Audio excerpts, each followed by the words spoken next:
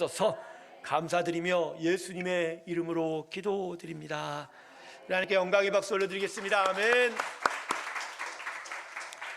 오늘 말씀은 요한복음 18장 15절에서 18절과 25절에서 27절 총 6절의 말씀입니다. 요한복음 18장 먼저 15절부터 18절까지를 읽겠습니다. 제가 읽습니다. 시몬 베드로와 또 다른 제자 한 사람이 예수를 따르니 이 제자는 대제사장과 아는 사람이라. 예수와 함께 대제사장의 집들에 들어가고 베드로는 문 밖에 서 있는지라. 대사장을 아는 그 다른 제자가 나가서 문지키는 여자에게 말하여 베드로를 데리고 들어오니 문지키는 여종이 베드로에게 말하되 너도 이 사람의 제자 중 하나가 아니냐 하니 그가 말하되 나는 아니라 하고 그때가 추운 고로 종과 아랫사람들이 불을 피우고 서서 쬐니 베드로도 함께 서서 쬐더라. 자, 25절부터 27절입니다. 그 밑에 25절 시몬 베드로가 서서 불을 쬐더니 사람들이 묻되 너도 그 제자 중 하나가 아니냐? 베드로가 부인하여 이르되 나는 아니라 하니 대제사장의 종 하나는 베드로에게 길을 잘린 사람의 친척이라 이르되 내가 그 사람과 함께 동산에 있는 것을 내가 보지 아니하였느냐? 이에 베드로가 또 부인하니 곧 닭이 울더라. 아멘. 자, 오늘 본문 말씀은 베드로가 예수님을 3번이나 부인한 일이 기록되어 있죠.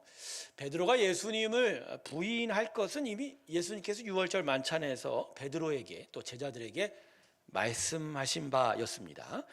유월절 식사 자리에서 예수님께서 제자들에게 십자가에서 고난받으실 것을 미리 예고하실 때 베드로는 자신이 주님을 위하여 목숨을 걸겠다라고 이렇게 호언장담을 하게 되죠. 그러자 예수님께서 바로 베드로가 자신을 3번이나 부인하게 될 것을 이야기하셨습니다. 그리고 예수님의 말씀대로 베드로는 예수님을 정확하게 몇 번? 3번을 아침 닭이 울기 전에 3번이나 부인하게 된 것입니다. 예수님의 말씀 그대로 이루어진 거죠. 여러분, 어떻게 예수님은 베드로가 3번이나 당신을 부인할 것을 미리 아셨을까요? 예수님은 사람이자 하나님의 아들이시죠. 모든 시공을 예수님의 성부 하나님의 지혜 안에서 초월하신 분이라 과거나 미래나 현재도 다 주님이 보실 수가 있죠. 하지만 이것만이 이유가 아닙니다. 예수님은 베드로가 유월절 만찬에서 자신 앞에서 보여준 그의 자기 확신 때문에 더더욱 분명하게 너는 나를 3번이나 부인할 거다 이렇게 말씀하신 겁니다. 스스로 무언가를 아주 자신 있게 할 수 있다고 하는 그 교만이 예수님 눈에는 아무것도 할 수 없는 무능력으로 보인 겁니다. 그러니까 베드로가 자기 확신에 찬 교만이 스스로 무너지게 만들 것이다라는 것을 예수님이 이미 알고 계셨던 것입니다. 여러분, 십자가 사건 이전에 베드로가 보여준 모습이 어떤 모습인가요? 아까도 말씀드렸지만 호기 있게 유월절 만찬에서 난 예수님을 위해서 목숨을 버린다라고 그렇게 장담하지 않았습니까?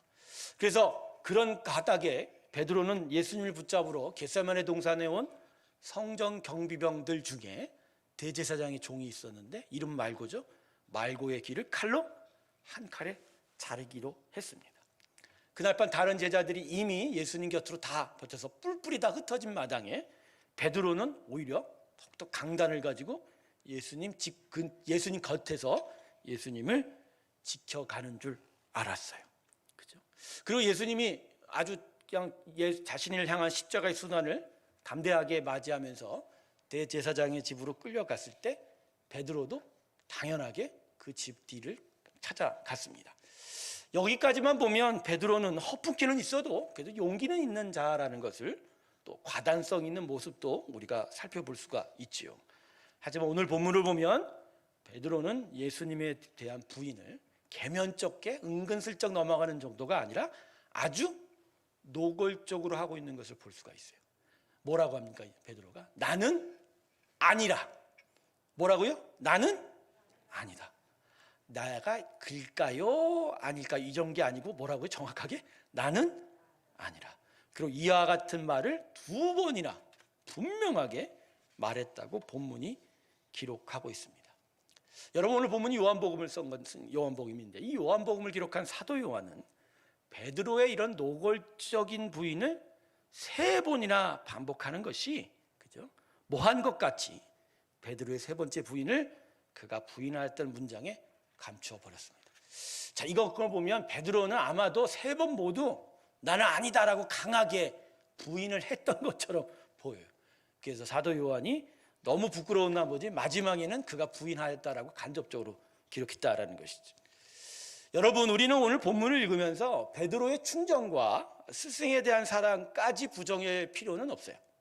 베드로가 그래도 대제사장의 집까지 따라간 건 그래도 예수님, 스승 예수님을 사랑한 건 맞습니다. 예수님 스승을 끝까지 쫓으려고 했던 건 맞아요. 그죠? 베드로도 우리와 마음이 똑같은 부분이 있는 거예요. 어떻게든지 좋아하는 것, 또 귀한 것은 언제까지나 지켜주고 싶은 마음이 그에게도 있었던 것이죠. 하지만 베드로는 거기까지였습니다. 우리가 항상 멈춰버리는 그 지점에서 베드로도 똑같이 멈춰 서게 된 거죠. 그리고 그 지점에서 다시 뒤를 돌아 후퇴해버린 것도 우리와 똑같습니다. 할 수 없는 것을 해보려고 하다가 오히려 자신의 연약함과 부족함이 드러난 채 부끄러움과 창피함을 가지고 뒤로 멀리 물러나 버린 그 베드로의 모습, 여러분, 그 모습이 어디일까요? 그건 바로 우리 안에 계속 반복되는 그 지점과 모습이다라는 거죠. 사랑하는 성도 여러분, 우리도 베드로와 마찬가지입니다. 베드로와 똑같이 그 자신 있게 전진하다가도 바로 그 지점에서 멈춰서 버리곤 다시 뒤로 물러가게 된 것이죠. 성도 여러분, 베드로가 이런 건, 그리고 우리가 베드로와 똑같은 모습을 보일 수밖에 없는 건 바로 우리 자신을 제대로 보지 못하는 어리석음 때문이다라는 거죠. 여러분, 우리는 항상 어리석어요. 왠지 아세요? 때만 되면 우리는 이렇게 얘기합니다. 뭐든지 잘할 수 있어. 뭐든지 볼 수 있어.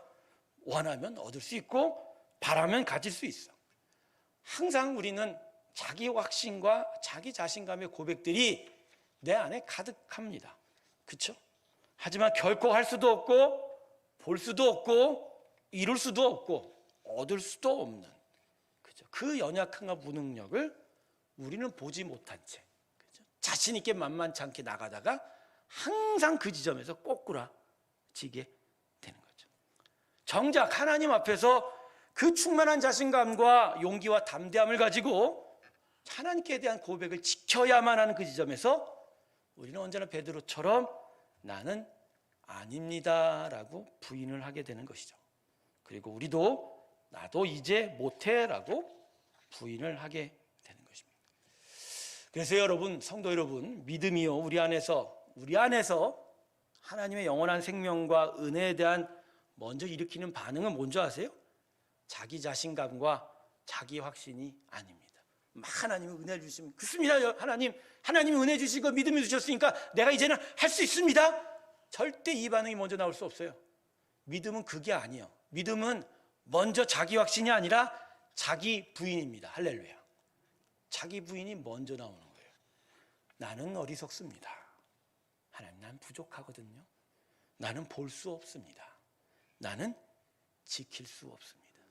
성경에 수많은 인물들 말입니다. 하나님의 은혜에 힘입어 하나님의 귀한 일들을 감당해냈던 사람들 말입니다. 그 처음에 하나님이 부르실 때 그 모습들을 다 되돌이켜 보십시오. 얘야 이리 오너라 할 때 그 모든 자들이 하나님 앞에서 그렇습니다, 나는 할 수 있습니다 하고 외친 사람 단 한 사람도 없어요. 한 사람도 없어요. 여러분, 모세를 불러 생각해 보십시오. 시내산의 가시떨기 앞에서 네가 나의 백성을 이끌어내기 위하여 애굽으로 가서 바로에게 이스라엘 백성을 내어놓으라고 말하라. 그럴 때 모세가 뭐라 했어요? 네, 맞습니다, 내가 하겠습니다 그랬어요? 안 했어요. 나는 입이 짧습니다, 말을 못합니다, 갈 수가 없습니다 하고 이야기하지 않았습니까? 자기 부인이 먼저입니다. 자기의 연약함과 자기의 부족함을 바라볼 수 있는 게 하나님의 은혜, 그 믿음이 우리 안에서 먼저 일으키는 영적 증상이라는 거예요. 하지만 자기 부인만으로는 끝나지 않아요. 자기 부인이 끝나면 이어서 뭐가 나타나죠? 하나님에 대한 절대 의존이 나타나는 거예요.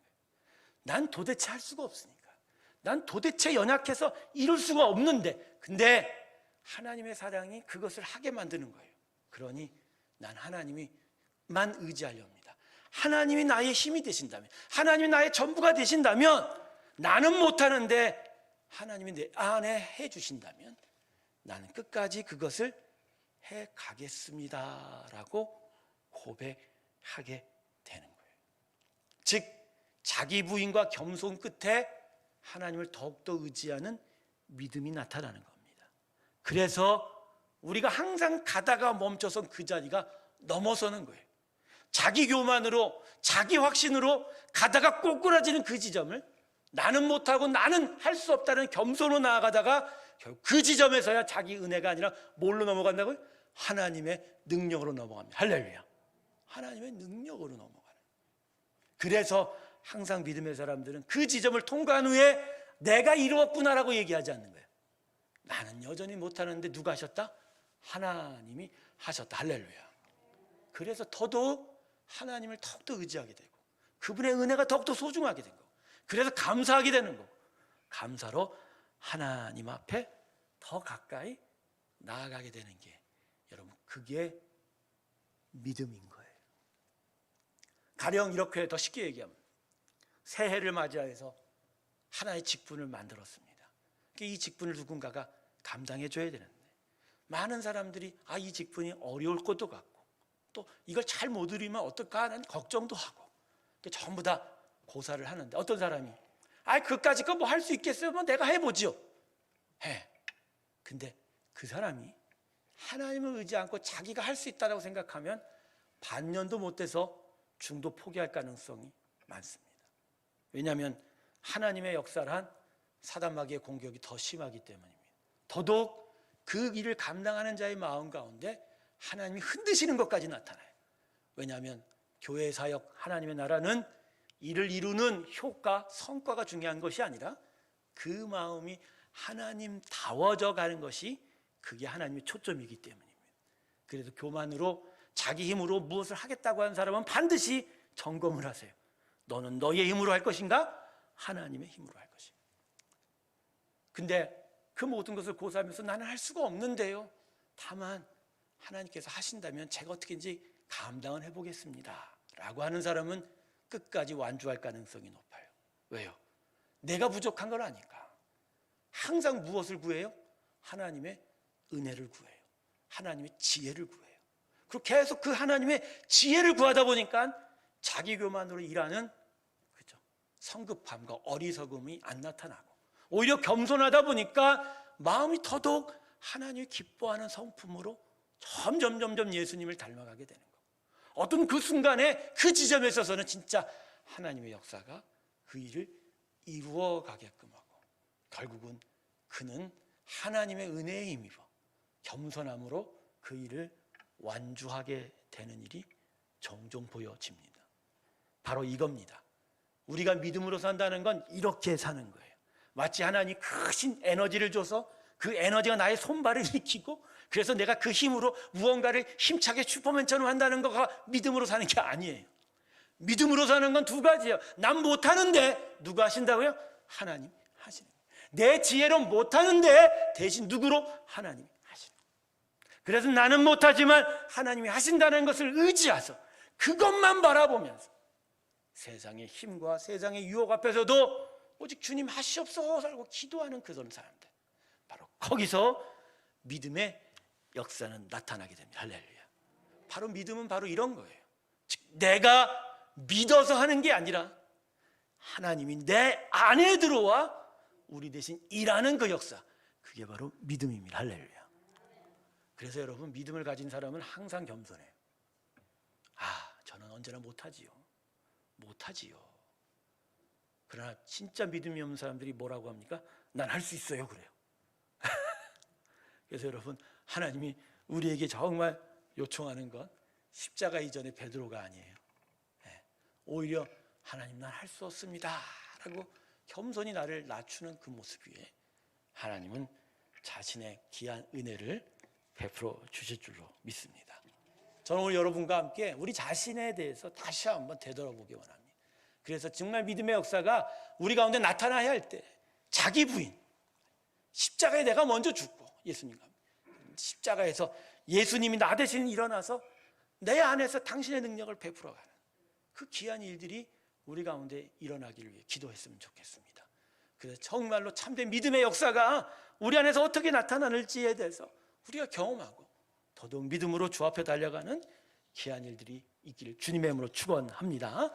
오늘 이 시간 우리 다 같이 기도합시다. 기도하실 때 먼저 내 자신을 먼저 부인하는 기도로 하나님께 나아가겠습니다. 우리가